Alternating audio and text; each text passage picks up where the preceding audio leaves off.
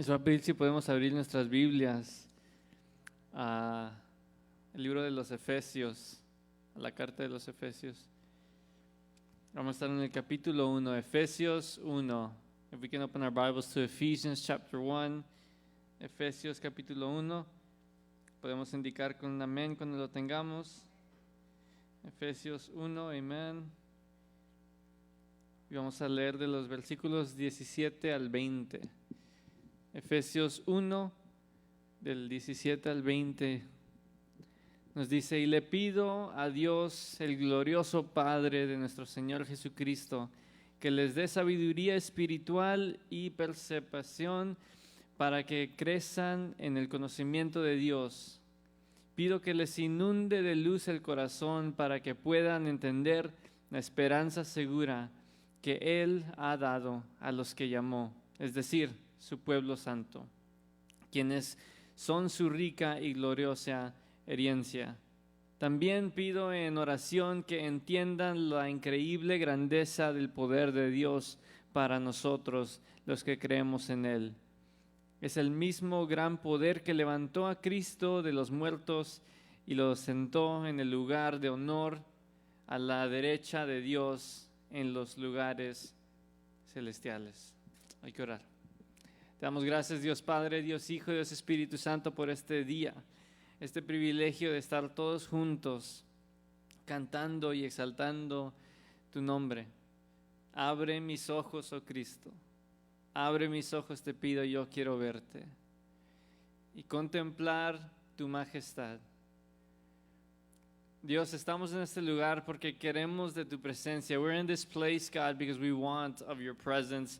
So, Dios, te pido que mientras entremos en la meditación de tu palabra, I ask that as we enter into the meditation of your scriptures, que estés con nosotros, que no sea algo que yo quiero decir, sino el mensaje que Pablo quiso traer a estas personas y que tenga algo relevante, that it might have something relevant to us today.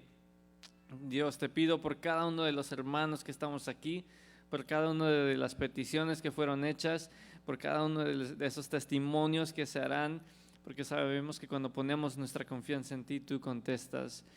But God, Dios, en este tiempo te pido que bajemos la velocidad, let us slow down, y paremos en estos versículos, y te pido que nos hables.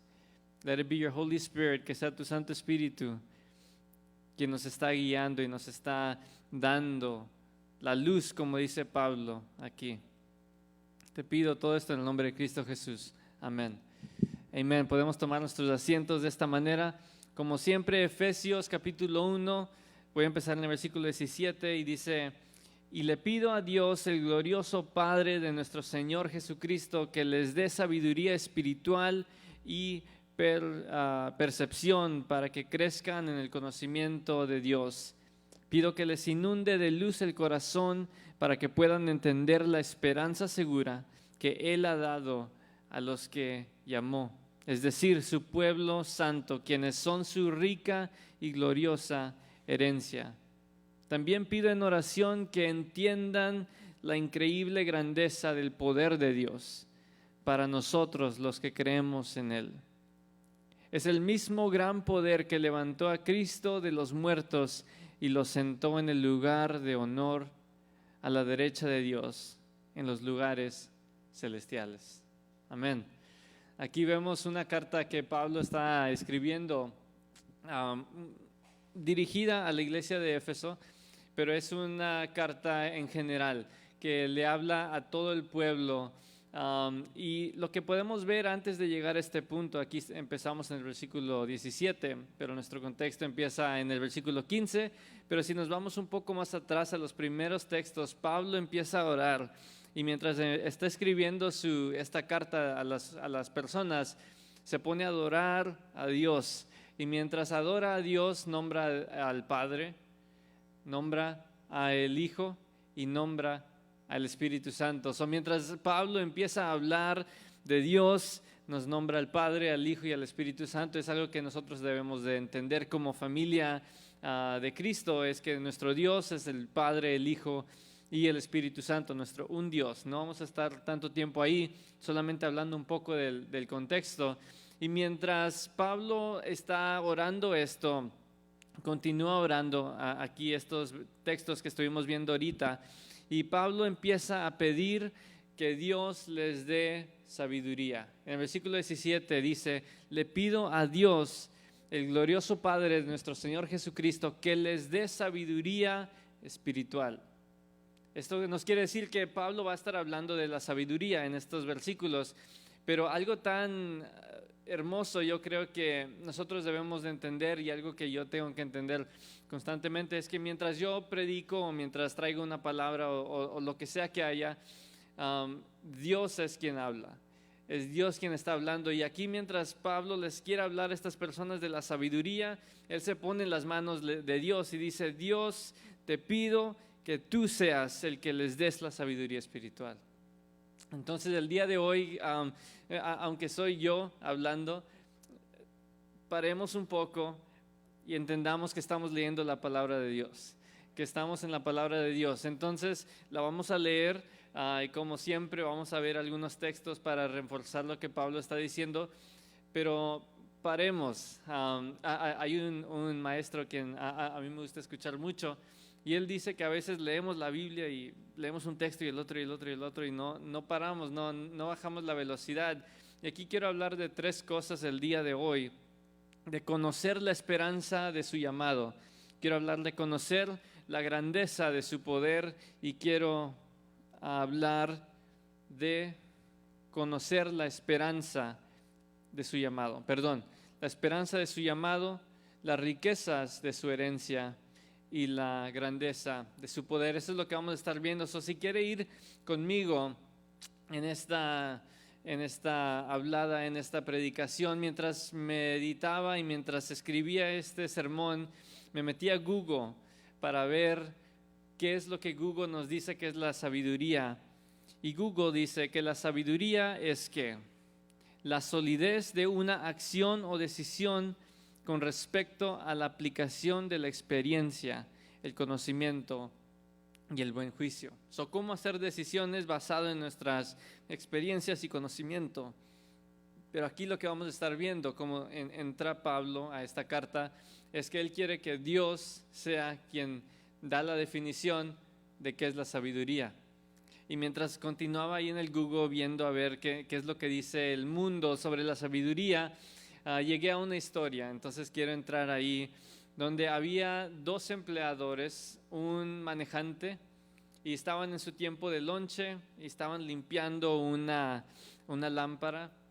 Una historia ficción de mentiras, esto no sucedió realmente. Pero lo que está pasando es que están en su tiempo de lonche, y mientras están en su tiempo de lonche empiezan a limpiar una lámpara. Y mientras limpian la lámpara sale un genio mágico. Todos sabemos las historias de Aladdin y todo eso, especialmente a lo mejor los niños. Y sale este genio mágico, y les dice lo que siempre sabemos: te voy a dar 3 regalos.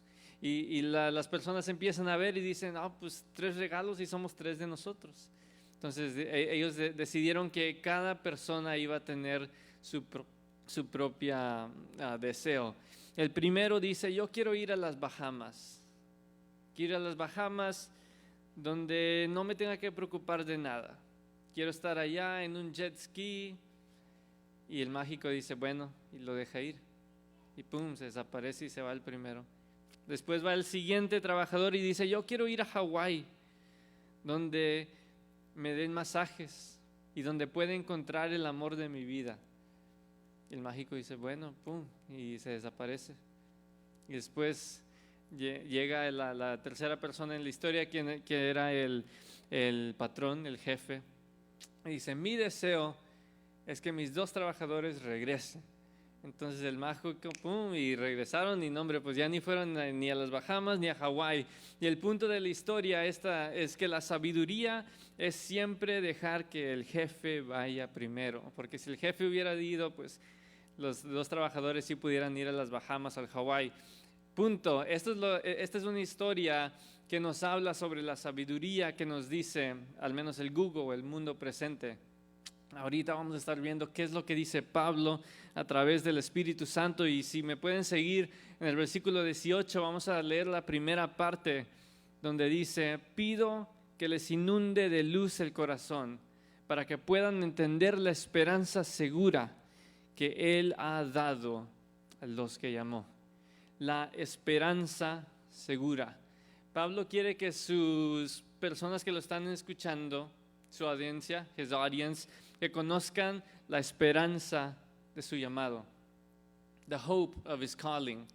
Si vamos a Primera de Tesalonicenses, podemos ver que dice, pues el Señor mismo descenderá del cielo con un grito de mando, con voz de arcángel y con el llamado de trompeta de Dios. Primero, los creyentes que hayan muerto se levantarán de sus tumbas. Luego, junto con ellos nosotros, los que aún seguimos vivos sobre la tierra, seremos arrebatados en las nubes para encontrarnos con el Señor en el aire. Entonces estaremos con Él para siempre. Aquí Pablo está hablando sobre el rapto de la iglesia. ¿Y por qué está hablando de esto? Porque lo que estaba sucediendo es que las personas aquí en la iglesia de Tesalónica estaban empezando a morir por la persecución.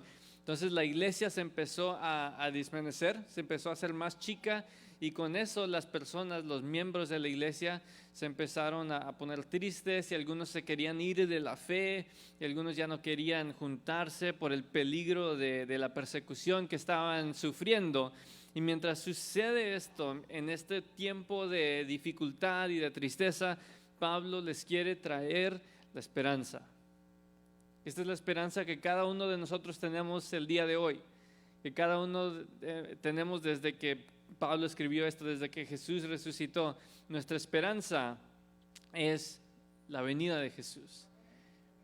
Esta es nuestra esperanza. No se trata, como vamos a ver en los siguientes puntos, no se trata de lo que tenemos aquí en el mundo, o si yo me puedo hacer un manejante o puedo tener mucho dinero, podemos tener lo que sea. Nuestra esperanza, our hope is in the return of Jesus, está en el regreso de Jesús. Esto es nuestra esperanza.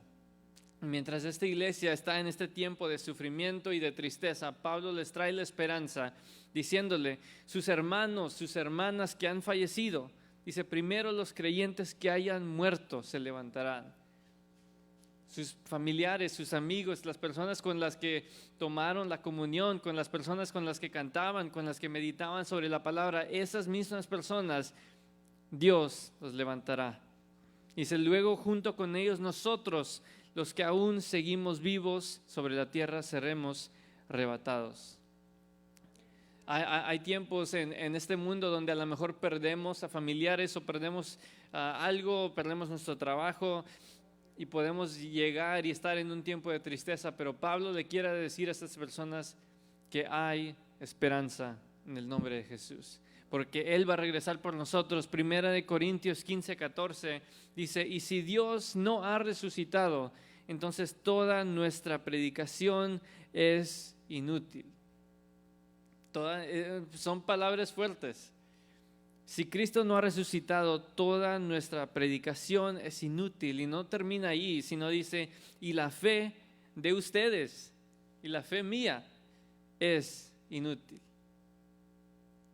Porque esta es nuestra esperanza. Esta es la razón por la cual venimos y nos juntamos y cantamos para levantar el nombre de Jesús, porque creemos, because we believe in His return. Creemos que Él va a regresar por su iglesia. En este tiempo de tristeza, en este tiempo de confusión en las personas de esta iglesia, Pablo les quiere decir que hay esperanza en su llamado. Hay esperanza en el llamado. Si continuamos en el versículo 18, vemos el siguiente punto ahí mismo, donde dice, es decir, su pueblo santo, quienes con su rica y gloriosa herencia. Amén. No solamente tenemos la esperanza de su llamado, sino también sabemos que nosotros somos la riqueza de su herencia. Hay algunos predicadores quien dicen, usan este texto para decir que nosotros vamos a ser ricos y que vamos a tener esto y lo otro, y no nos vamos a meter en eso. Pero si vemos en Primera de Timoteo 6, 18 al 19, dice, diles, Pablo habla a Timoteo y dice, diles que usen su dinero para hacer el bien, deberían ser ricos en buenas acciones. Deberían de ser ricos en buenas acciones. Lo que estaba pasando aquí es que hay algunos maestros, predicadores que se están parando a predicar en la iglesia, pero solamente porque quieren el dinero. Y Pablo les dice, bueno, pues si tienen el dinero, mejor que sean ricos en buenas acciones, en buenas obras. Dice, generosos con los que pasan necesidad y estar siempre dispuestos a compartir con otros. No solamente nuestras buenas acciones, sino también que usemos el dinero que tengamos para dar. Y a veces es difícil, sometimes it's hard. De hecho, creo que muchas de las veces es difícil el dar. Yo me acuerdo cuando estaba más joven, porque ahorita ya soy un adulto. No, cuando estaba más joven, una vez íbamos en Laredo y venía con mi abuelito, y mientras veníamos manejando, vimos ahí a un, ¿cómo se le dice? En una manera correcta, un homeless. Y mi abuelito dijo que paráramos y que le diéramos algo de dinero. No teníamos mucho, pero de lo que teníamos le dimos. Y es importante, como estos maestros, entre comillas, que se estaban parando en las iglesias para predicar. ¿Por qué? Porque querían dinero. Pablo les dice, si se van a estar parando y si van a tener este dinero, número uno, que sean ricos en buenas obras y también generosos para los que pasan necesidad. Tenemos que dar. Ahora, el punto de esto, lo que está diciendo Pablo, no tiene nada que ver con el dinero, porque Pablo dice, quienes son su rica y gloriosa herencia. Hermanos, usted y yo, brothers, you and me, nosotros somos la herencia de Dios. Cuando las personas nos ven a nosotros, ven a Dios, o al menos deben de. Hay un canto en inglés que dice, let them see you in me, que te vean a ti en mí. Amén, que se refleje. Nosotros debemos ser su rica herencia. En Mateo 25:40 Jesús está hablando en parábola y les dice, les digo la verdad, cuando hicieron alguna de estas cosas a las más insignificantes de estos, mis hermanos, me lo hicieron a mí. Me lo hicieron a mí. En Santiago, el hermano mismo de Jesús, él dice que Abraham era el amigo de Dios. Era el amigo de Dios. Y nos dice cómo es su amigo. Dice porque él tuvo confianza en Dios. Pero en el versículo 22, Santiago 2:22, dice que los hechos de Abraham perfeccionaron su fe. Nosotros tenemos fe, amén, pero debemos tener acciones. Debemos ir y parecernos a Jesús cuando vamos en el mundo, cuando estamos en nuestros trabajos, cuando estamos en nuestra casa, cuando estamos en las calles, en cualquier lugar. Nosotros podemos tener fe, pero nuestras acciones, de la manera de cómo hablamos, las cosas que decimos, cómo reaccionamos, deben de parecerse a Jesús. Esta es la manera que nuestra fe se perfecciona, es lo que dice Santiago en el Santiago 2:22. Y últimamente queremos hablar de la inmensa grandeza de su poder. En el versículo 19 y la primera parte del versículo 20 dice, también pido en oración que entiendan la increíble grandeza del poder de Dios para nosotros. Los que creemos en Él es el mismo gran poder, es el mismo gran poder que levantó a Cristo de los muertos. La grandeza del poder de Dios para nosotros. Esto es algo que es importante y quiero meditar aquí un poco, quiero bajar la velocidad hasta un poco más.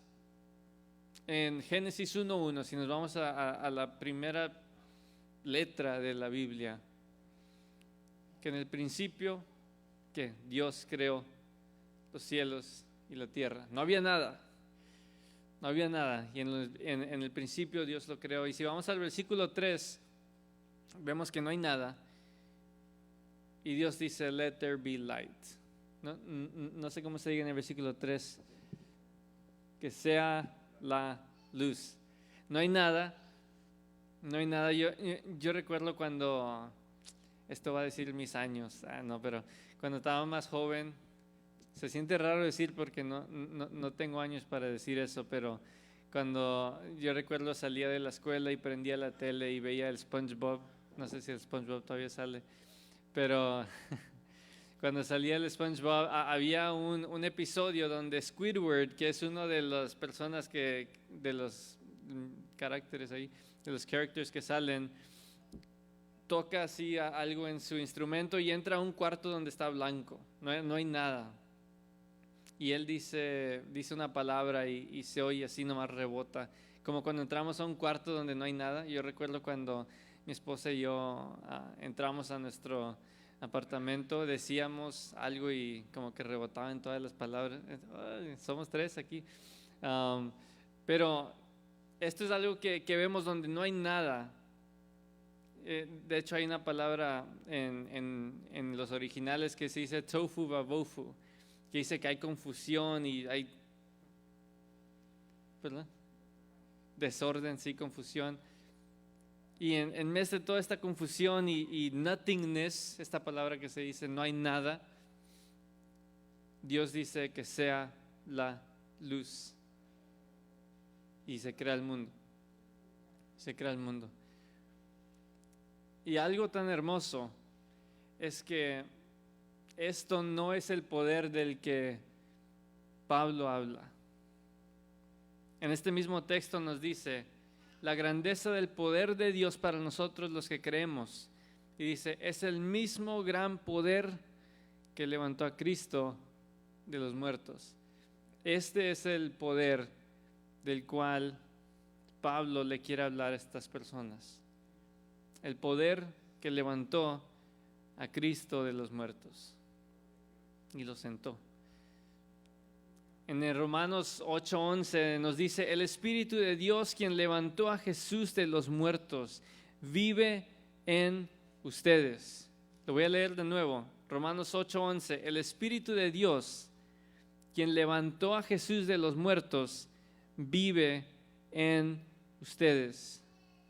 El mismo Espíritu que levantó a Jesús de los muertos, Pablo dice, este mismo Espíritu, inspirado a través del Espíritu Santo, este mismo Espíritu vive en usted, vive en mí. Y algo tan interesante, si nos vamos un capítulo atrás a Romanos 7, Pablo está hablando de su inhabilidad de vivir la vida cristiana. Dice, las cosas que no quiero hacer, las hago, y las cosas que quiero hacer, no las hago. Y mientras está en esta batalla constante con él mismo, en el versículo 8 se empieza a hablar sobre la vida en el Espíritu y le dice a estas personas, y yo les quiero decir a usted y me lo quiero decir a mí mismo, que el mismo Espíritu que levantó a Cristo, que levantó a Jesús de los muertos, Pablo dice que ese mismo Espíritu vive en nosotros. Y hasta más impresionante que eso, Pablo continúa en este mismo capítulo, en el versículo 37, Romanos 8:37. Y quiero leer unos textos del 37 al 39, es un poco extenso, pero dice, claro que no. A pesar de todas estas cosas, nuestra victoria es absoluta por medio de Cristo, quien nos amó. Nuestra victoria está en Cristo, que nos amó, dice Pablo.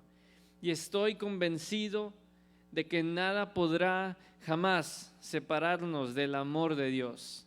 Este es el poder del cual Pablo está hablando, el amor de Dios. Ni la muerte, ni la vida, ni ángeles, ni demonios, ni nuestros temores de hoy, ni nuestras preocupaciones de mañana, ni siquiera los poderes del infierno pueden separarnos del amor de Dios.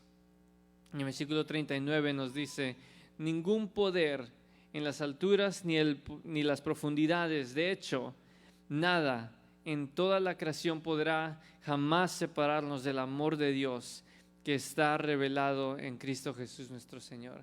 Ese mismo mundo, esa misma creación que Dios creó cuando dijo, sea la luz.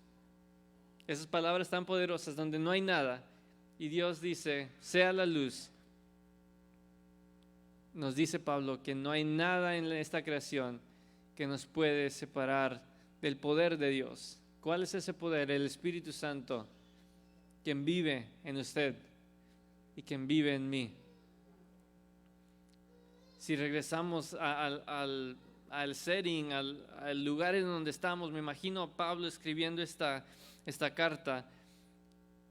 Y mientras el mundo el día de hoy nos dice que la sabiduría se trata de dejar a tu jefe ir primero para que él use el genio, o mientras la sabiduría se trata de cómo hacer decisiones basadas en nuestras experiencias, Pablo quiere que estas personas sepan que la sabiduría es conocer, ¿qué? Es conocer la esperanza de su llamado, las riquezas de su gloria y su herencia y el poder de Dios. Hermano, le voy a pedir al grupo de alabanza si nos podemos a subir y cantar un canto, si podemos cantar este mismo canto de gracias por la cruz. Y mientras cantemos, a lo mejor alguno de ustedes me puede decir, pues David, yo ya entiendo muy bien el poder de Dios, pero a lo mejor no hemos podido poner toda nuestra confianza en la esperanza, o alguno de los 3 puntos, la esperanza, la herencia rica que somos nosotros, o el poder de Dios. Meditemos sobre estos 3 puntos de los cuales Pablo le hablaba a esta iglesia. Amén, hermanos. Les pedimos a pasar este altar, si tienen la habilidad, y meditemos y cantemos estos cantos.